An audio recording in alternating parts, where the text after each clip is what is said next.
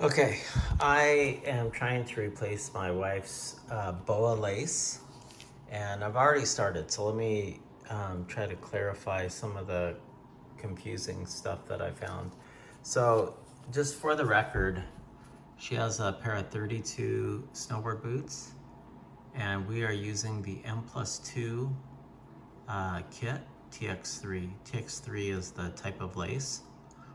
So in the kit, you will get some replacement strings, laces, and then this metal thing that you use to kind of fish the lace through the holes of the boot.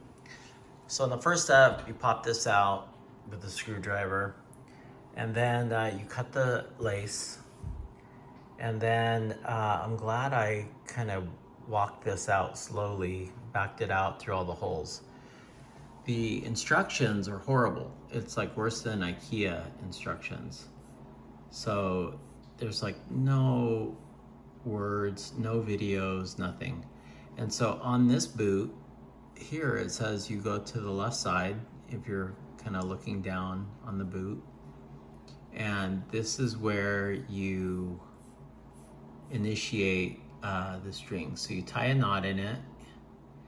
Number 9, you fish the wire through, and then you hook over the lace and you'll pull it through, and then that's where it kind of locks in place. It's kind of trapped, which is really weird because the lace is going the wrong way. The long end, oh, I guess it's depicting that the long end of the lace is what's coming through. So you pull it all the way through.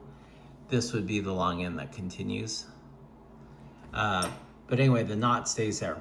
So anyway, I was looking here. I could not figure out how to get this initiated on this boot. And here, let me see if this headlamp will work.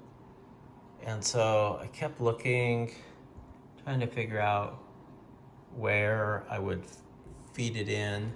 And I was looking in the inside. And the issue is, it's not on that side, it's on this side. So thankfully I kind of backed out the laces slowly and I could see.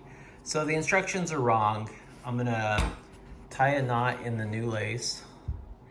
And then on the right side when looking down, I'll fish it through, fish the cable through, grab the string and then pull it all the way through. So that's the first biggest confusing part, and hopefully the rest will be straightforward, but thought this might help other people that were just staring at the instructions. See, like even here it shows that you started on the left side and go to the right, so which is not true of my boot. And there's no videos. I looked on YouTube. Nobody else has done it for these side dials. So anyway, let me keep going and I'll see if it's straightforward from here. Okay, so now I have tied, the new lace doesn't even match the color. So I tied the end of a long lace, and I'm gonna pull this out. So this goes through this inner shell, and then it will come out the outer shell.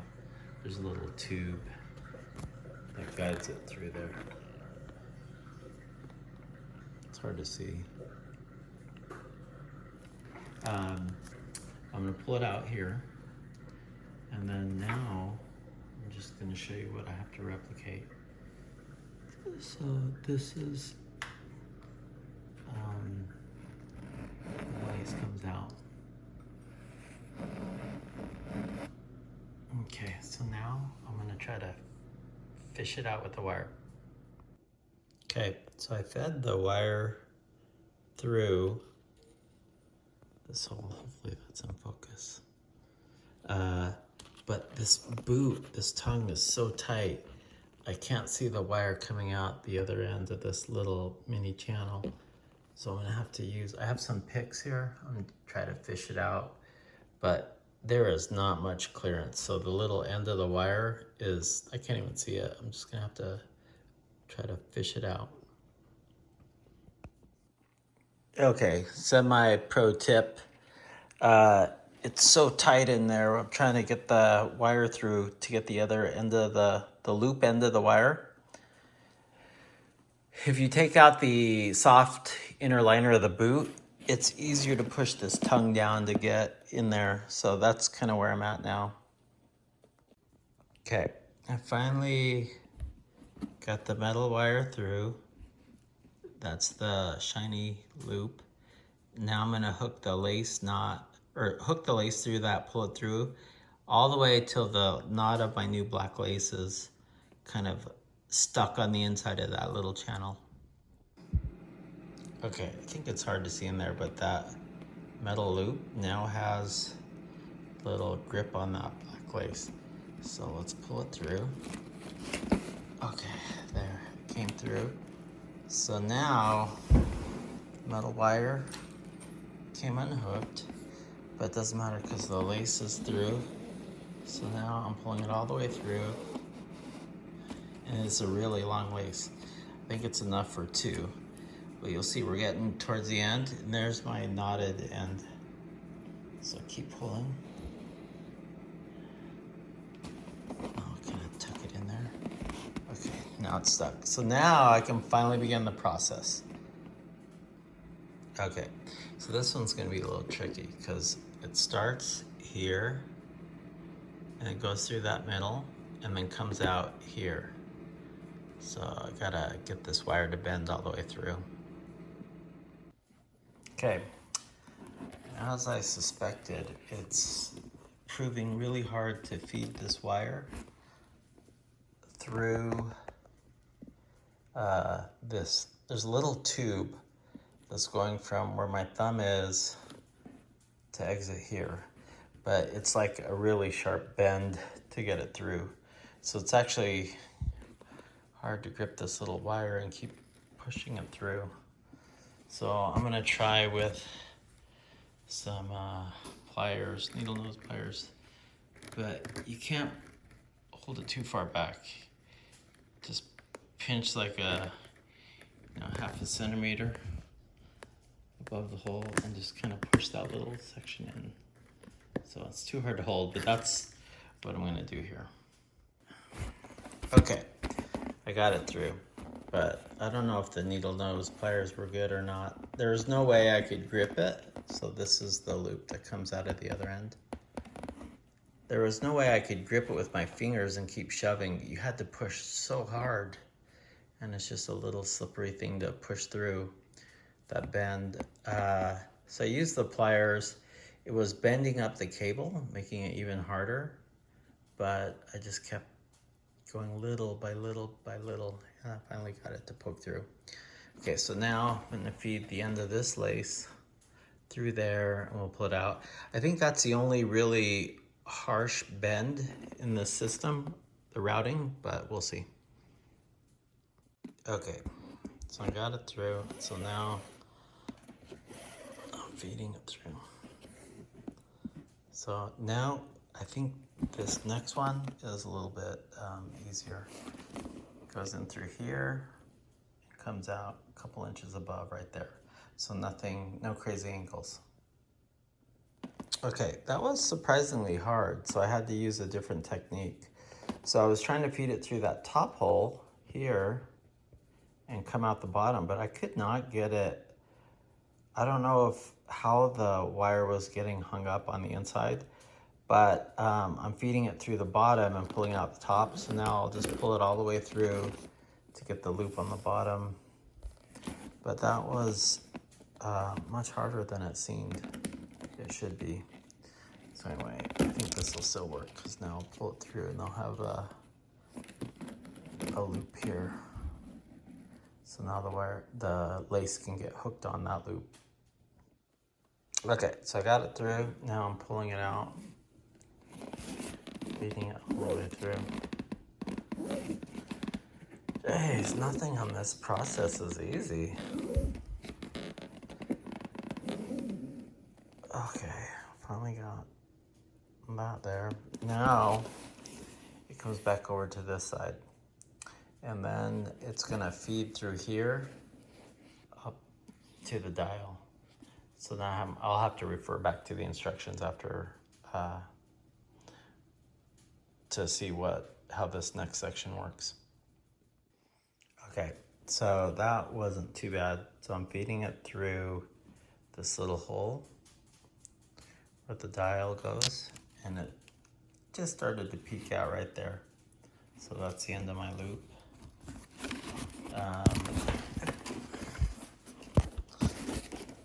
So at this point, I can just hook it on to I have some picks that are nice to do this.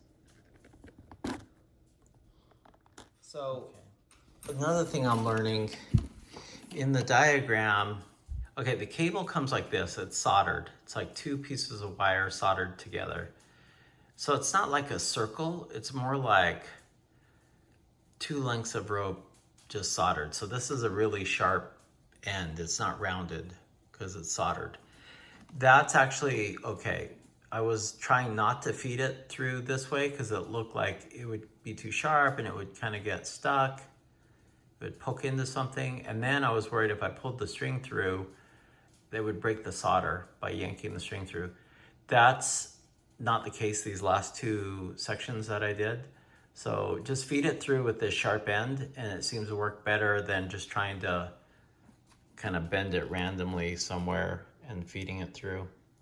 So anyway, hopefully that works. That's another thing the instructions didn't quite make clear because the instructions show like a rounded loop that you make with the wire.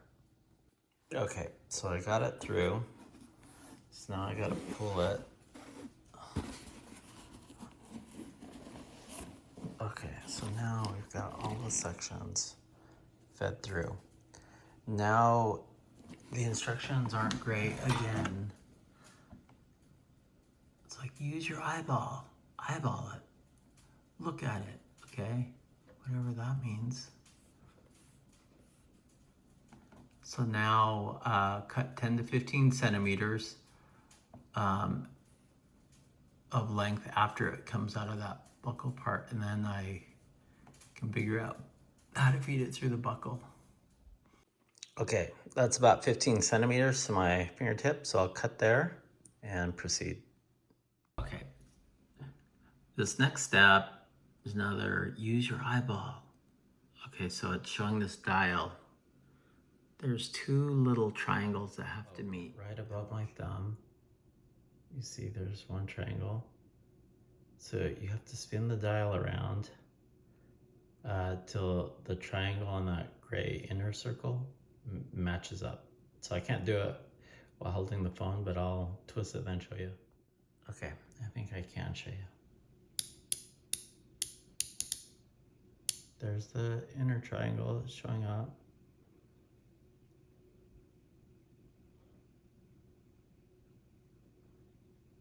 And I think that's it.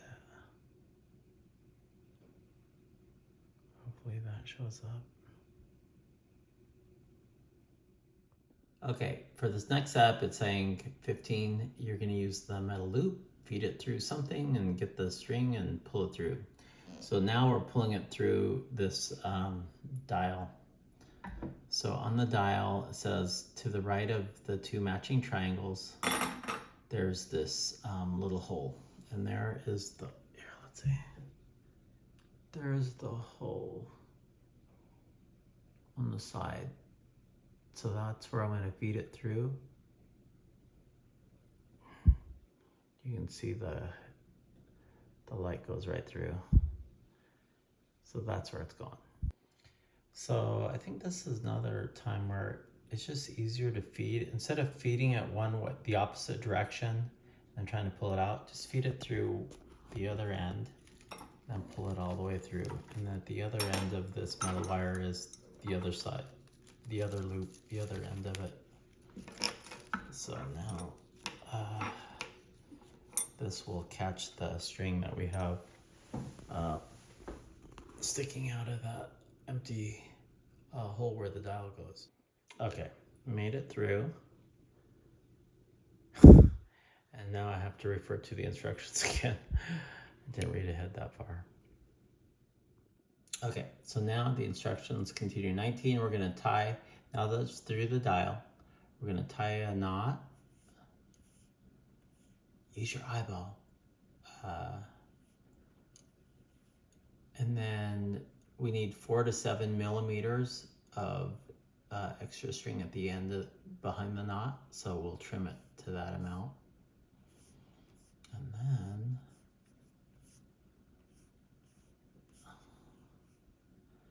we're gonna use a lighter so that that end doesn't become frayed. And then we're gonna pull it all the way in till we hear a pop. Now, then we're gonna mount the buckle. So let me do these other steps and then we'll get there. Okay, so I tied my little knot. Now I gotta trim it. 4 to 7 millimeters, that's like 5 millimeters is half a centimeter. So that's just a tiny bit of slack or tiny bit of extra length behind the knot. Okay, I trimmed it, but another note, it's actually really hard to cut this lace. I don't know what it's made of. It's pretty strong, but even my best scissors just cannot do a great cut. So it's kind of frayed. So now I'm gonna burn that frayed end. Okay, now step 24 says we just yank it through, pull it through forcefully till it pops. So I'm kind of at that stage where I'm just gonna pull it, but I can't hold the phone at the same time, so I'll turn it off. Okay, so step 24, I did not hear a pop. For me, it is definitely through on the inside, but I did not hear a pop. And this diagram seems to be saying your knot should be pulled through into the internal parts of the dial to the point where you cannot see the knot poking through. And in mine, I cannot see it poking through. So I think I'm good. It's not there. It's on the inside. Okay, it gets really confusing in the instructions again. So it's saying pull the slack out of the string, the lace, so that this dial kind of gets closer to where it's going to snap into place. And pay attention so that it's lined up so that the place where the lace is coming out of the dial has to kind of match up with where it's going to feed into the boot, into the dial mount. So it's saying look carefully and make sure they're lined up. Needs to go straight through. Okay. Oops. So now, let's go down. And there's a little R that should be visible under the dial. And I'm not sure what this means. I think it means somehow we have to twist that around so that the R is right over the spot where the lace feeds into the boot. Use your eyeball. Make sure it's right exactly in that spot. If it's slightly off, it's wrong. It has to be right where that lace is feeding through. Okay. And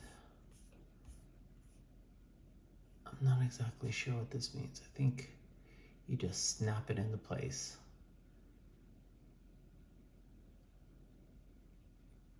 And then we twist it. Push into place and then twist. Good. And then you twist the other way and that should start to take up the slack. Just normal tightening of the boot. That would prove it's working.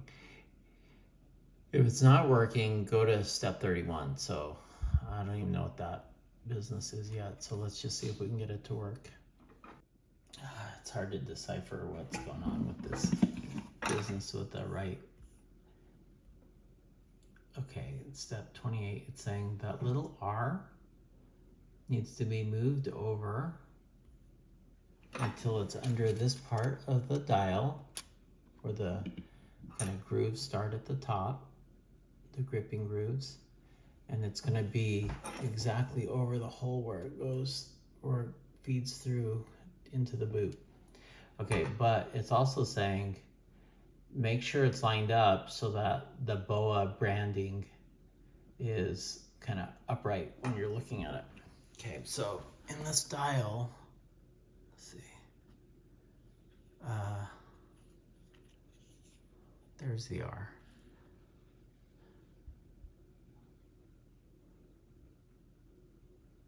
So I already twisted it so that it looks like it's in place. There are 3 of those cutouts. So you have to make sure it's at the very beginning of the cutout on the one where the branding will be kind of upright once you snap it in. So I think I have it positioned correctly. It just spins underneath that top cap of the dial. So I think this is lined up correctly. The boot's kind of sideways on my lap. The BOA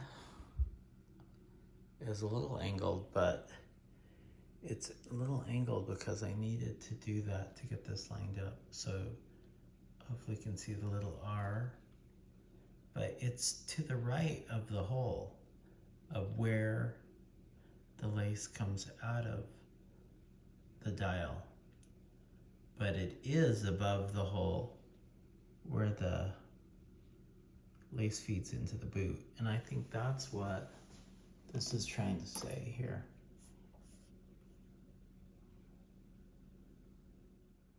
Okay, so I think it worked. So I did what this said. I think the way I interpret this is you push it in and twist at the same time. And that's what I did, and it kind of snapped in. So now the next step says you turn it the other way, and that should start retracting the lace. And it is doing that, so I think I got it. This dial, of course, won't be lined up anymore.